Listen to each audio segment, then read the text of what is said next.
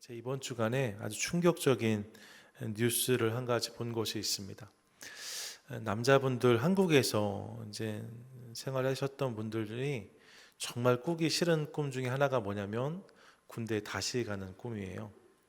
그 꿈 꾸면 번떡 일어난다고 하잖아요. 근데 지난 월요일에 올라온 기사 중에 정말 눈을 씻고 다시 본 기사가 있었어요.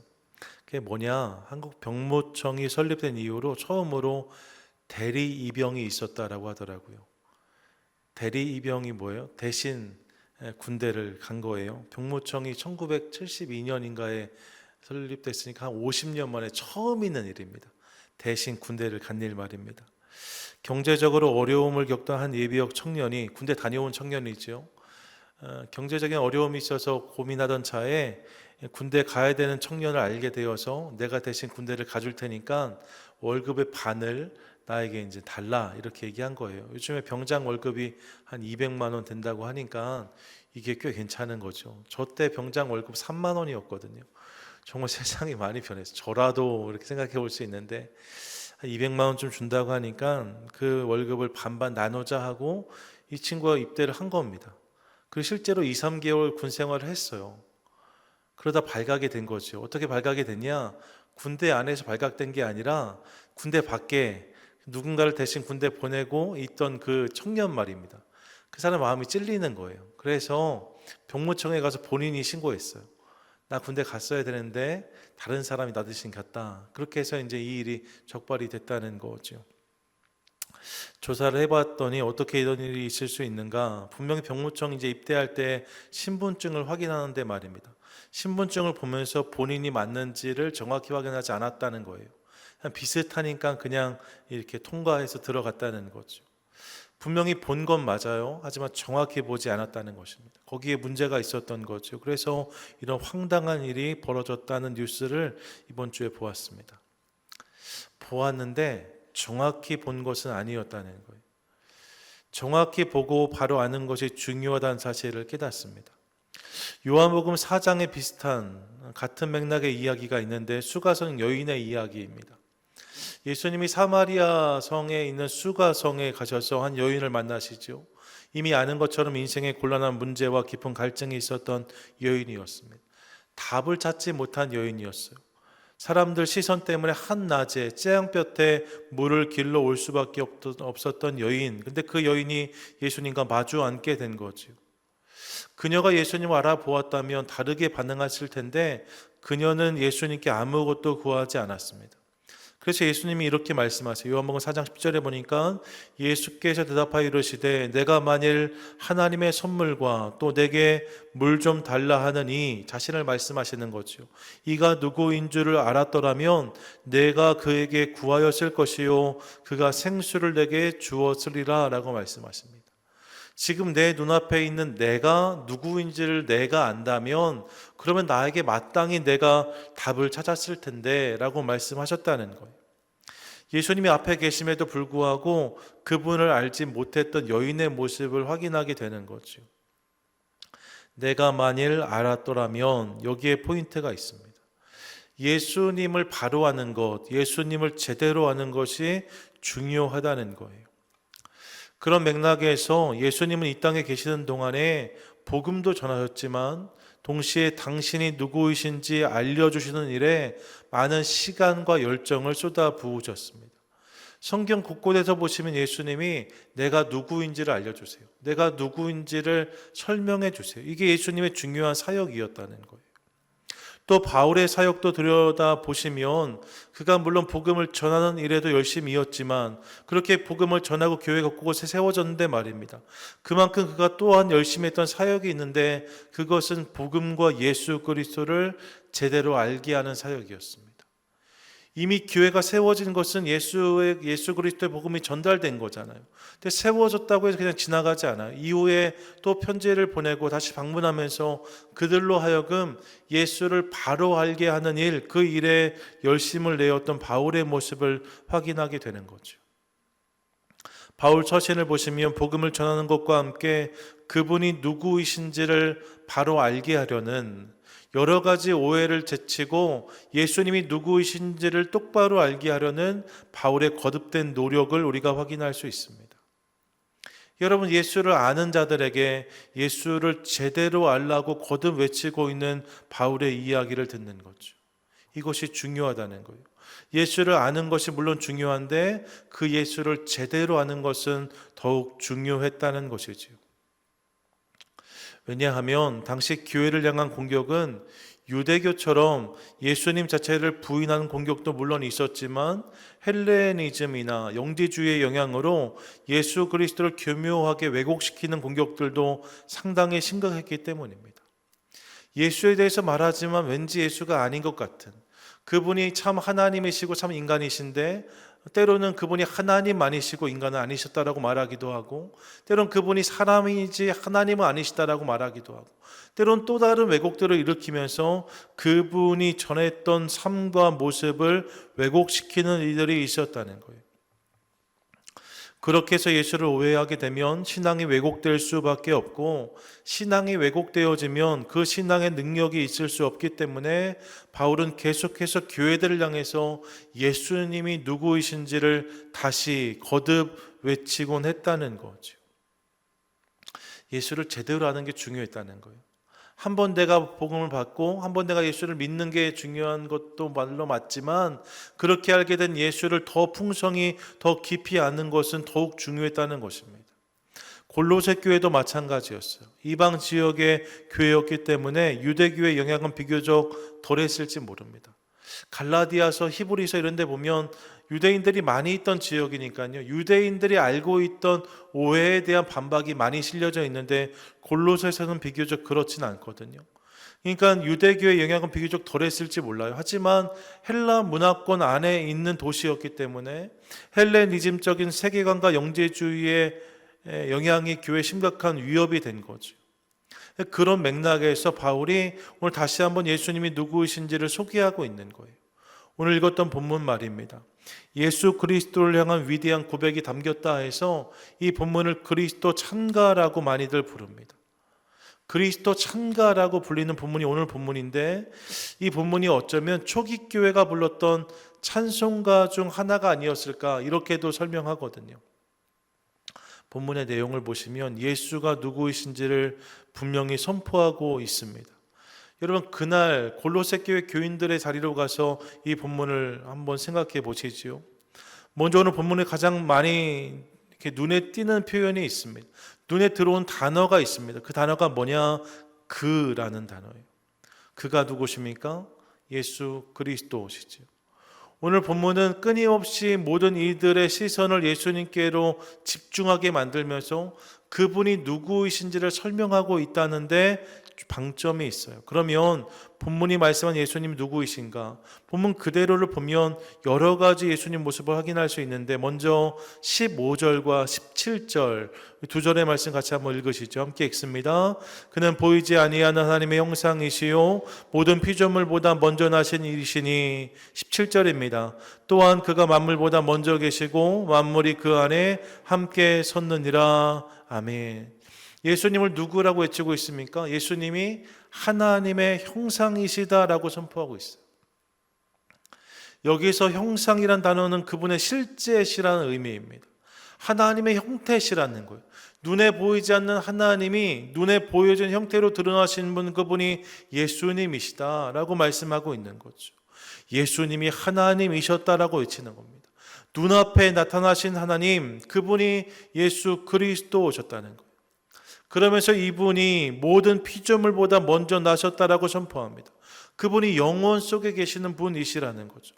모든 것보다 먼저 계셨던 하나님으로 예수님을 소개하고 있습니다. 두 번째, 예수님이 또한 누구신가? 16절 말씀 같이 한번 읽습니다. 시작. 만물이 그에게 창조되되 하늘과 땅에서 보이는 것들과 보이지 않는 것들과 혹은 왕권들이나 주권들이나 통치자들이나 권세들이나 만물이 다 그로 말미암고 그를 위하여 창조되었고. 아멘. 뭐라고 말씀합니까? 예수님이 모든 만물의 창조주이시자 근원이라고 외치고 있어요. 만물이 예수님을 통해 지음받았고 예수님을 위해 창조되었다라고 선포하는 거죠. 여기서 말한 만물에 무엇이 포함되는가? 하늘과 땅, 보이는 것과 보이지 않는 것, 왕권, 주권, 통치자, 권세, 이 모든 것을 다 포함해서 말입니다. 이 모든 것이 예수 그리스도를 통해서 창조되었고 이 모든 것이 예수님을 위해서 있다라고 외치고 있어요.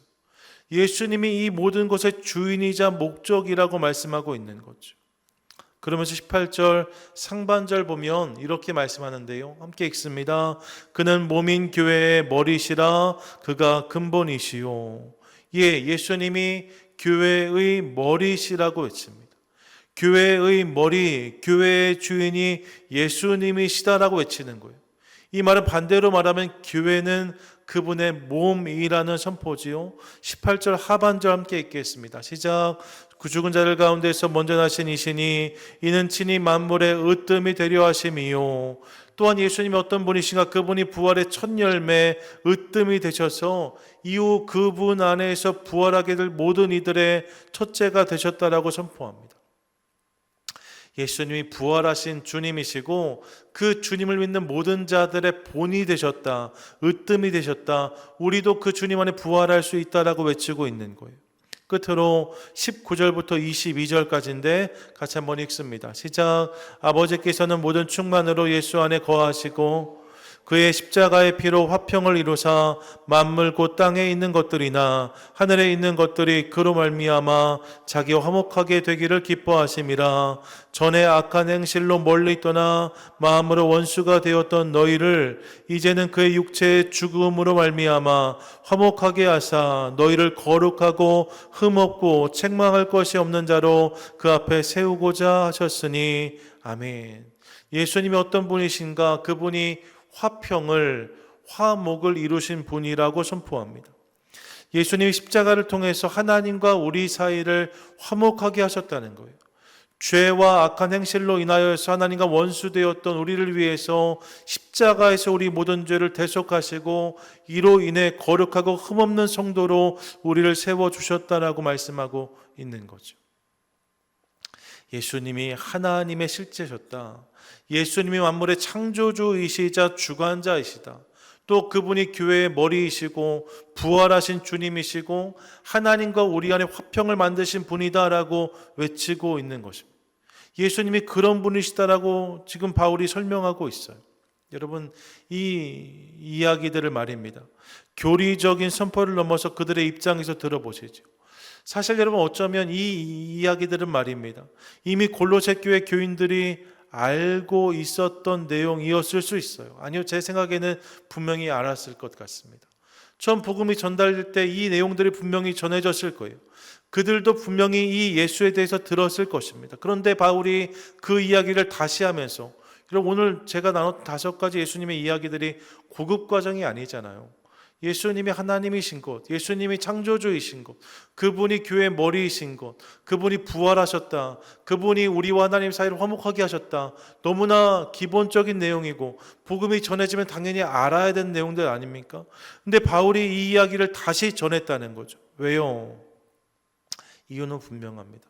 저들이 이것을 다시 거듭 아는 것을 통하여서 제대로 주님을 알고 그 주님 위에 저들이 서기를 원했던 거예요. 상황과 배경이 있죠. 여러분 골로새에서 이 골로새 교회 교인들은 말입니다. 메이저가 아니라 마이너였을 것입니다. 밖으로 나가면 그리스 로마 신화의 수많은 신들의 이야기가 넘쳐나고 자신들의 지혜와 지식을 자랑하는 이들이 수도 없이 많았을 것입니다. 로마 제국의 교통 요새였어요. 골로새가 말입니다. 그러다 보니까 많은 이들이 오고 가지요. 그들을 통해서 듣는 여러 지역의 위대한 사람들의 이야기, 강력한 사람들의 이야기들이 분명히 저들 가운데 있었을 것입니다. 그런 상황들 속에서 저들의 믿음이 약하다면 저들은 언제든지 흔들릴 수밖에 없는 상황이었던 거예요.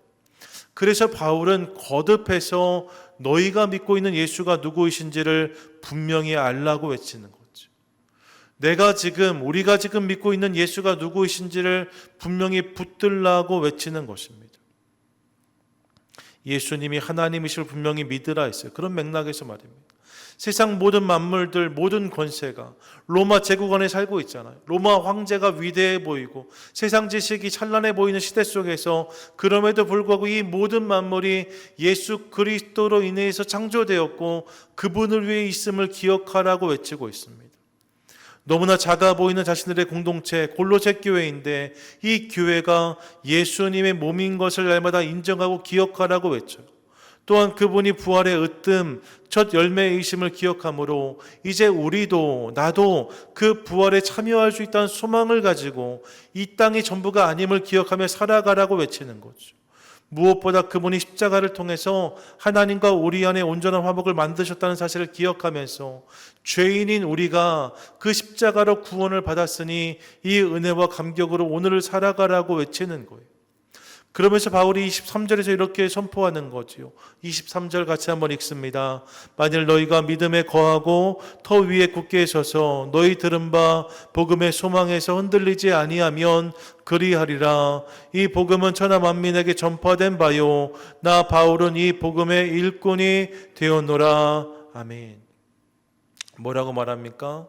이 예수를 믿는 믿음 위에 거하고 이 위에 굳게 서서 흔들리지 않는 것을 통하여서 예수의 능력으로, 예수를 믿는 능력으로 오늘을 살아가라고 외치는 거예요.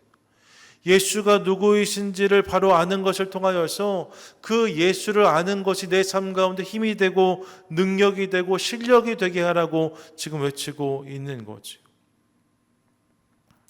사랑하는 여러분, 오늘 바울이 골로새 교회를 향해서 예수가 누구이신지를 분명히 밝히고 이것이 능력이라고 선포하는 것을 기억하기 원합니다.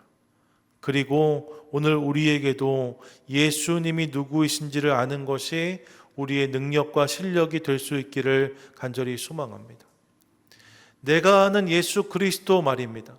내가 어떤 예수를 아는가가 내 삶에 힘이 되고 능력이 된다는 거예요. 내가 여러분 우리 예수님이 하나님이시고 창조주이시고 온 세상 주관자이심을 분명히 안다면 말입니다. 그렇게 들은 것이 아니라 그것을 들은 것을 넘어서 내 삶에 분명히 그것을 확신하고 그 믿음으로 살고 있다면 세상을 대하는 모습과 자세는 달라질 수밖에 없습니다. 이 세상을 살면서 말이에요. 하나님 안 계신 것처럼 예수를 믿는다 하지만 하나님이 안 계신 것처럼 살아가는 사람들이 얼마나 많이 있습니까? 그럴 수 없다는 거예요. 그분을 정말로 믿는다면 밖에 나가서 보이는 나무들 하나, 풀 한 포기, 꽃 한 송이의 창조주가 하나님이심을, 예수님이심을 믿는다면 그 모든 것을 대하는 우리의 모습과 표정은 달라질 수밖에 없다는 거죠.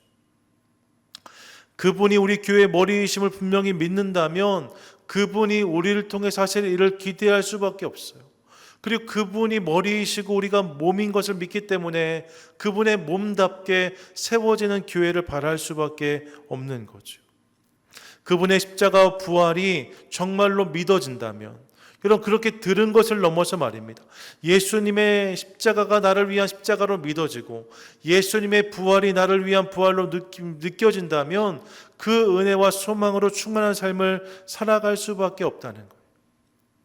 예수님을 제대로 아는 것을 통해서 그 지식이 주는 능력의 삶으로 살아가라 외치고 있는 거죠. 이 사실을 기억함으로 사랑하는 여러분, 우리가 아는 예수로 말미암아 세상과 다른 삶을 살아가는 저와 여러분 우리 모두가 되시기를 축복합니다. 아멘. 내가 아는 예수, 그 내가 아는 예수가 내 삶의 실력이 되게 하자는 거예요. 1892년도 낯선 한국 땅에 도착한 젊은 선교사가 있었습니다. 오늘 이야기하면서 소개 마치려고 하는데요. 프레드릭 민로아라고 알려진 선교사입니다. 민로아 들어보셨을 거예요. 예수를 전하고자 하는 열정 하나로 이역만리 조선 땅까지 넘어왔는데 말입니다. 젊은 내외가 아내와 함께 넘어왔어요. 근데 이후에 어렵게 아이를 낳았는데 아이를 둘 낳고 그 두 아이가 다 세상을 떠나는 아픔을 경험하게 됩니다. 그리고 그렇게 같이 왔던 아내도 이 일 때문에 상심해서 앓다가 건강을 잃고 하늘나라에 가게 되었어요. 여러분 생각해 보세요. 외국인 선교사가 눈 파랗고 피부가 하얀 서양 귀신이라 불렸던 그런 선교사들이 와서 복음을 전하는데 말입니다. 특별히 민로아 선교사는 충북 청주에서 사역했던 걸로 유명해요. 지금도 청주에 가면 이 민로아 선교사의 흔적들이 있거든요. 시골 깡촌 사람들인데 외국인 선교사가 너무나 신기했는데 말입니다. 그가 예수를 전한다고 말하는데 막상 그의 삶을 들여다보니까 아이들을 다 잃게 되었어요. 아내도 세상을 떠났어요. 사람들이 수군거리기 시작합니다. 도대체 저 사람이 믿는 신이 누구이기에 이토록 저를 괴롭히는가? 이토록 저를 힘들게 하는가? 하지만 여러분, 민노아 선교사는 이런 상황 속에서도 예수님이 누구이신지를 분명히 알았기 때문에 흔들리지 않습니다. 상황은 힘들었어요. 여건은 어려웠습니다. 하지만 내가 아는 예수 그리스도, 내가 믿는 그분이 계시기에 그는 그 상황 속에서 절망하거나 실망하지 않았습니다. 그리고 그 예수를 조선인들에게도 전하기 원했어요. 그래서 그가 지었다고 알려진 찬송가가 찬송가 96장 예수님은 누구신가 하지요. 우측 상단에 보시면 민로아라고 적혀져 있잖아요. 이 민로아가 한국 사람이 아니라 이 프레드릭 밀러 선교사인 거죠. 그는 이 찬양에서 이렇게 고백합니다. 예수님은 누구신가? 오는 자의 위로와 없는 자의 풍성이며 천한 자의 높음과 잡힌 자의 노임되고 우리 기쁨 되시네. 예수님은 누구신가? 약한 자의 강함과 눈먼 자의 빛이시며 병든 자의 고침과 죽은 자의 부활되고 우리 생명 되시네. 예수님은 누구신가? 추한 자의 정함과 죽을 자의 생명이며 죄인들의 중보와 멸망자의 구원되고 우리 평화 되시네. 예수님은 누구신가? 온 교회의 머리와 온 세상의 구주시며 모든 왕의 왕이요 심판하실 주님 되고 우리 영광 되시네. 여러분, 상황은 하나도 그렇지 않았어요. 상황은 하나도 그렇지 않았어요. 하지만 이 민노아 선교사는 이런 예수를 알았고 그분을 정말로 믿었다는 거죠. 그래서 이 예수님에 대한 찬양을 사람들에게 알리고 본인도 이 찬양을 불렀다 전해집니다. 힘들고 어려웠지만 예수님이 누구이신지, 그분이 어떤 분이신지를 기억함으로 그것이 내 삶의 능력이 되어서 모든 어려움을 넉넉히 이기는 사역을 감당할 수 있었다는 거예요. 결국 민노아 선교사는 이후에 더 오랫동안 조선에 사역하면서 복음을 전하고 고국에 돌아오게 됩니다. 모든 것을 포기하고 싶은 순간에도 예수를 아는 지식과 지혜가 그의 삶에 힘이 되어서 그의 사역을 든든히 감당할 수 있는 원천이 되었다는 거죠. 어떤 분은 이 찬양이 그가 지은 것이 아니다라고 말하는 분도 있어요. 민노아 선교사가 지은 것이 아니라 번역한 것이다. 근데 여러분, 저는 상관없다고 생각합니다. 중요한 것은 그가 예수를 이렇게 알고 이렇게 믿고 이렇게 전했다는 거예요. 예수님이 이런 분이십니다. 이걸 꼭 알려주고 싶었던 거죠. 그것을 알므로 나도 이렇게 서 있고 그것을 알므로 당신들도 이렇게 서기를 원합니다. 이 소원이 민노아 선교사에게 있었다는 것입니다. 오늘 말씀을 마치면서 여러분에게 하고 싶은 질문이 하나 있습니다. 그래서 바로 이것입니다. 여러분이 아는 예수님은 어떤 분이십니까? 여러분이 아는 예수님은 어떤 분이십니까? 당신은 예수님을 누구로 알고 이로 인해 어떤 삶을 살고 계십니까? 여러분 어떠세요?